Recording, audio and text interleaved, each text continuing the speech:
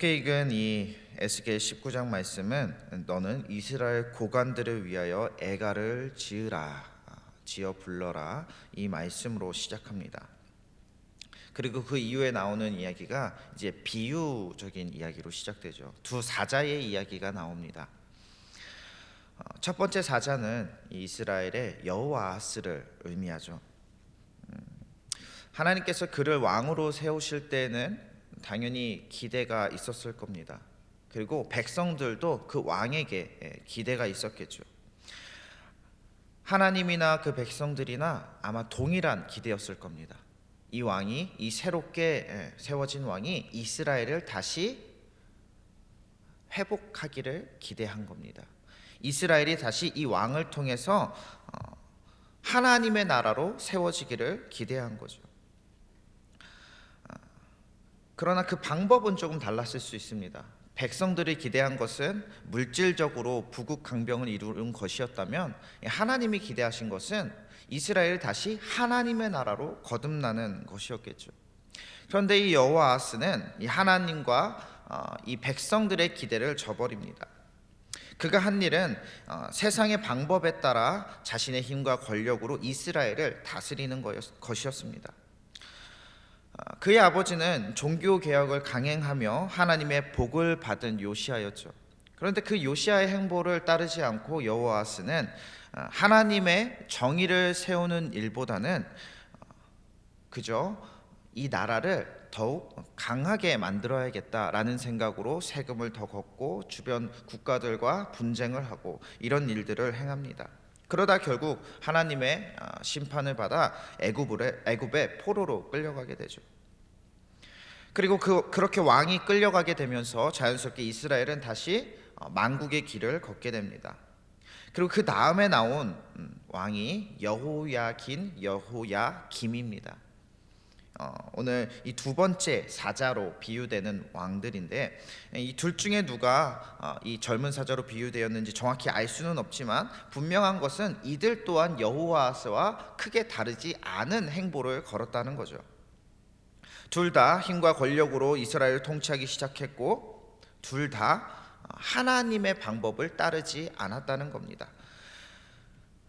하나님은 이 사자 비유를 통해서 권력의 정점에 있는 왕이라 할지라도 하나님의 뜻을 생각하지 않고 세상의 방법대로 자신의 힘과 권력만을 의지하며 살아가는 삶의 결과는 비극이 될 수밖에 없다는 사실을 가르쳐주고 있습니다. 특히나 한 나라를 책임지고 있는 이 통치자가 하나님을 떠날 때 마주하게 되는 결과는 그저 개인의 어떤 불행, 개인의 어떤 심판, 멸망만이 아니라 그 나라의 심판, 그 나라의 멸망으로 나타날 수밖에 없다는 사실을 보여주고 있는 것이죠. 그러니 교회가 나라 지도자들에 대해 관심을 가지는 것은 어찌 보면 너무나도 당연해야 하는 일입니다. 오히려 하나님을 믿으면서도 교회를 다니면서도 나라에 관심이 없고 우리끼리만 나만 그냥 열심히 신앙생활하면 된다는 식으로 살아가는 것은 전혀 성경적이지 않은 모습이라는 거죠. 물론 교회가 어떤 정당이나 어떤 사람 한 사람을 막 지지하면서 그들을 위한 정치적 행보를 걷는 것은 물론 잘못된 일이겠지만, 하나님의 말씀과 그 정의에 어긋난 일들이 이 나라 가운데 행해지고 있는데도 교회가 거기에 대해서 아무런 반응하지 않고 거기에 대해서 그냥 침묵하며 목소리를 내지 않는다는 것은 어쩌면 우리가 성경대로 살지 않는 하나의 모습이 된다라는 거죠. 그래서 성도라면, 마땅히 이 대한민국 또한 국민이라면 나라가 어지러울 때, 나라에 하나님의 정의가 보이지 않을 때 그들을 위해서 눈물로 기도하며 우리의 목소리를 내는 것이 당연한 우리가 해야 하는 일이라는 겁니다. 우리가 지난 신년 특별 새벽 기도회 때 나라를 위한 특별 새벽 기도회라고 주제를 정하고 나라를 위해 계속 기도하는 시간을 가졌습니다.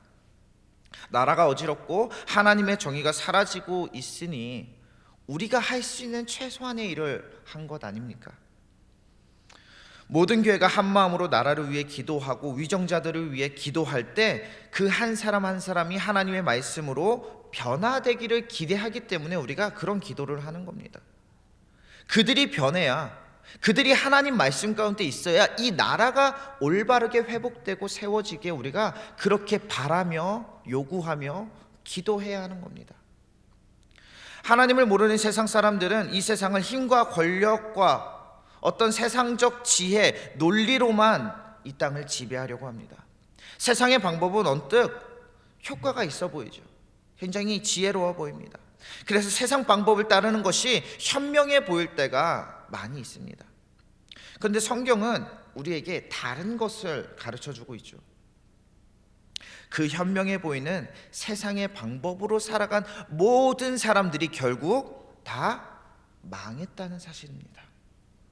오늘 말씀에 나타난 이 두 가지 비유, 이 두 사자의 비유는 단순히 두 왕만을 가리켜 말하는 것이 아니라 그동안 하나님의 말씀을 따르지 않았던 모든 왕들을 가리켜 말하는 것입니다.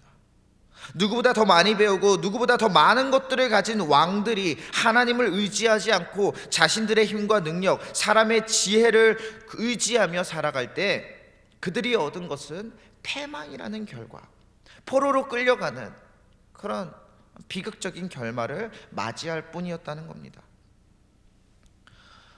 우리가 믿음이라는 것을 말할 때 한 가지 생각해야 할 것이 있습니다.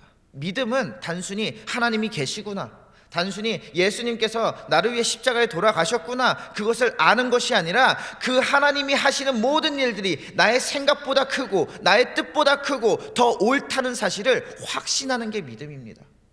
그럼 그 믿음이 있다면 우리가 해야 할 것은 세상의 방법, 세상의 논리대로 이 땅에서 내가 세상에서 더 현명해 보이는 방법대로 살아가는 것이 아니라 하나님의 말씀에 기록된 대로 하나님께서 우리에게 어떻게 살라고 말씀하셨나 바라보고 그것을 묵상하고 그리고 그것대로 살아갈 때에 그게 나에게 더 좋은 일이구나 확신하는 것이 믿음입니다. 예수님께서는 우리에게 서로 사랑하라 이렇게 말씀하셨죠. 그런데 한번 생각해 보세요. 서로 사랑하는 것, 누군가를 내가 사랑하며 살아가는 것이 이득이 될 때가 맞나요? 아니면 손해될 때가 맞나요?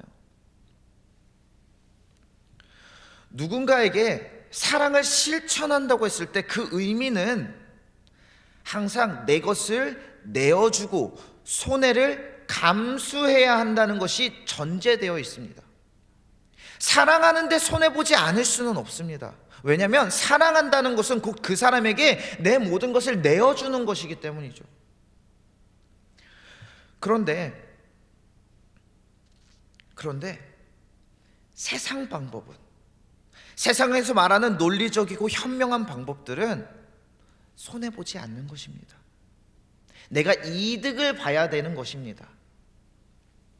이스라엘의 그 많은 왕들이 하나님의 말씀을 들으면서도 옆에 제사장들을 뒀으면서도 하나님의 말씀대로 살지 못했던 이유는 다른 게 아니라 하나님의 말씀대로 사는 삶보다 세상의 지식과 세상의 방법대로 사는 삶이, 그리고 그런 방법으로 나라를 통치하는 것이 더 현명한 방법이라고 여겼기 때문 아니겠습니까?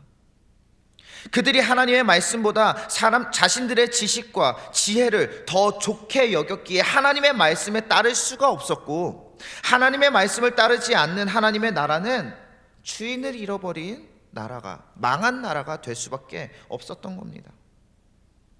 우리는 이스라엘이 우상 숭배하는 것을 보면서 나는 저렇게 우상 숭배하지 않는데, 우리 집에는 어떤 동상도 없는데, 이렇게 생각하면 안심할 일이 아닙니다.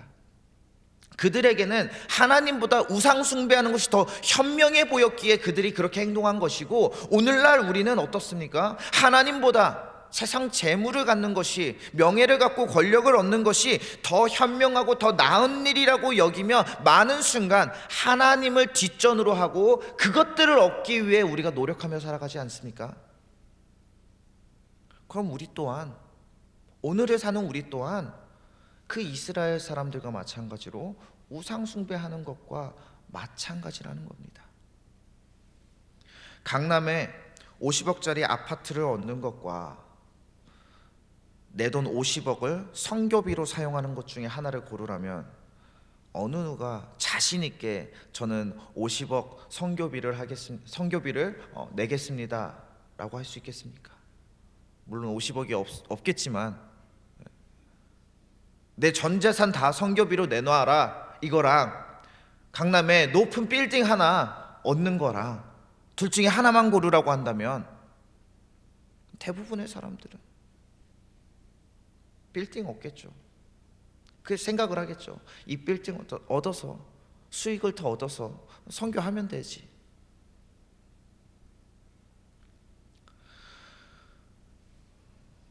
제가 극단적인 예시를 보여줬지만 우리 믿는 사람들의 삶에는 이런 선택의 순간들이 계속해서 있다는 겁니다. 내 이익을 위해서 살 건가? 아니면 사랑을 실천하는 일들을 위해서 살 건가? 내 것을 포기하며 살 건가? 여호아스 왕이랑 여호야김 왕 이 시대에 하나님께서 선지자들을 통해 선포하신 말씀은 하나님께서 그들을 치실 매로 바벨론을 세우셨으니 순순히 바벨론의 포로로 잡혀가라는 것이었습니다.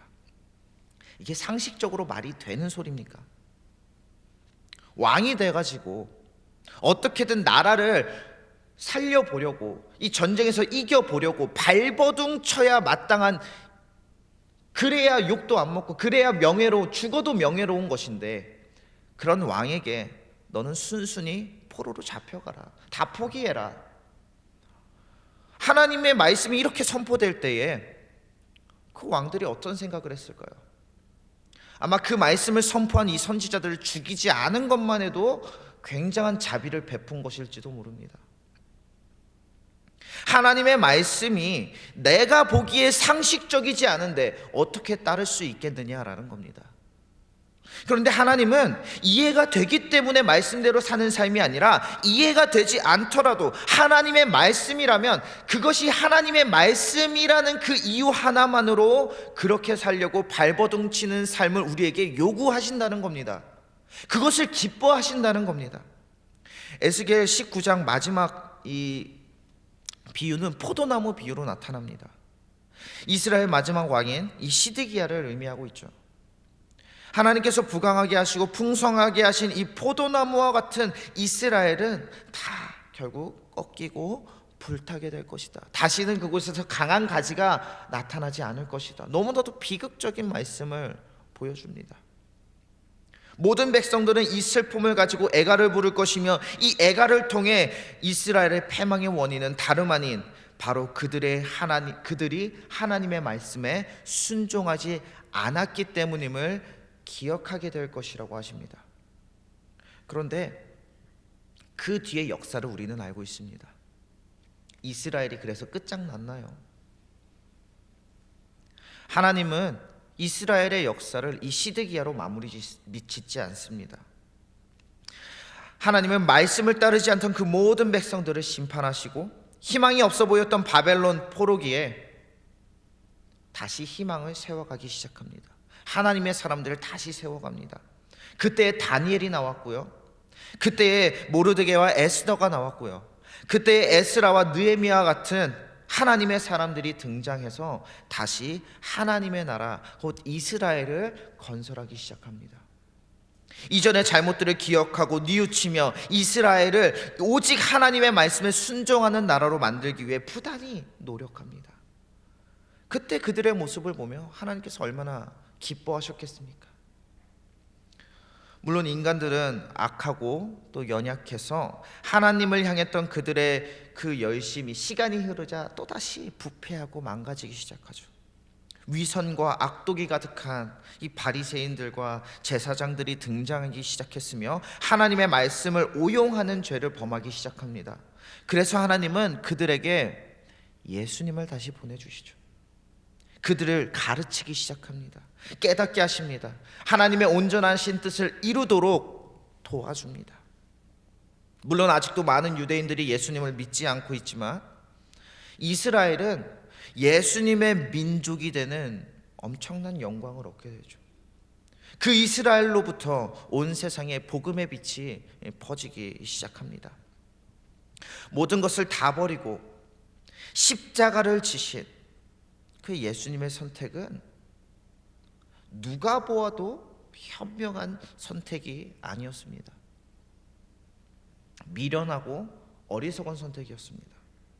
당시 예수님은 수많은 사람들을 이끌고 있었고요. 예수님이 왕이 되고자 하셨다면 언제든지 이스라엘의 왕이 될 수 있었습니다. 예수님이 원하셨다면 로마를 밀어내고 세상의 통치자가 될 수도 있었습니다. 근데 예수님이 선택한 길은 세상 모든 것들을 다 얻어내는 길이 아니라, 이익을 바라는 길이 아니라 자신의 생명을 내어주는 길이었습니다.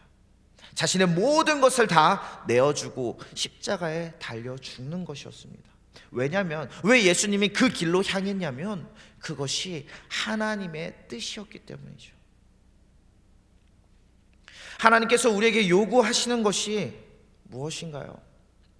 돈 많이 벌고 스펙 쌓고 세상의 방법으로 부와 명예를, 권력을 얻는 것이 하나님의 뜻인가요?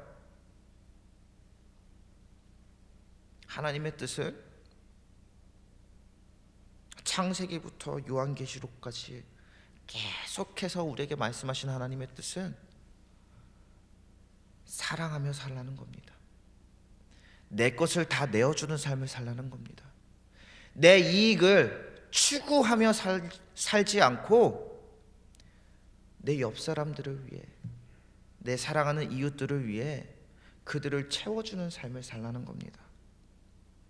정말 말도 안 되는 삶 아닙니까? 어느 누가 이렇게 살 수 있겠어요? 쉽게 이해가 되지도 않습니다. 과연 그래서 내가 행복할 수 있을까? 우리는 내가 해외여행도 다니고 먹을 것도 맛있는 거 맨날 먹고 집도 좋은 집에서 살고 좋은 차 타고 누릴 거 다 누려야 행복한 줄 압니다. 그래야 내 삶이 조금 나아진 삶이라고 생각합니다. 근데 하나님은 계속해서 그게 아니라고 말씀하시는 거죠.